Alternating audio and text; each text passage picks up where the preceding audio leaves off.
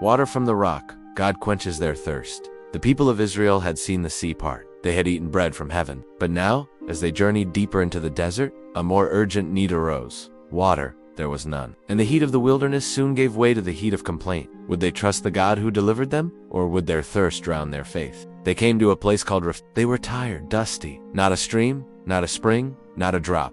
Panic turned to protest. They cried out to Moses, "Give us water to drink." But Moses responded, "Why do you quarrel with me? Why do you test the Lord?" Still, the people grumbled. "Why did you bring us out of Egypt? To kill us with thirst." The tension grew. Moses feared that people might stone him. So he turned to the only one who could help. He cried out, "What shall I do with these people? They are almost ready to kill me." And the Lord answered. God said to Moses, "Go before the people. Take with you some of the elders of Israel, and take in your hand the staff with which you struck the Nile."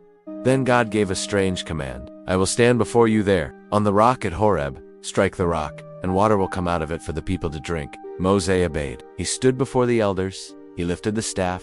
He struck the rock, and from solid stone, water burst forth. Cool, clean water poured down into the dry land. The people drank.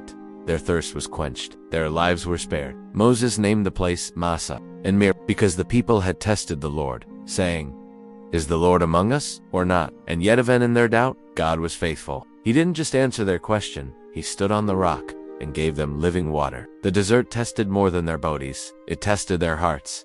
And time after time, God met them with mercy. In the New Testament, Paul tells us that the rock that was struck was Christ. He was struck for us, that life might flow to all who believe. In every dry place, in every moment of desperation, God still says, "Come to me, and I will give you living water." He split the rocks in the wilderness and gave them water as abundant as the seas. Psalm 78-15. Subscribe and stay with us for episode 26, when God gives his law from fire and cloud on Mount Sinai.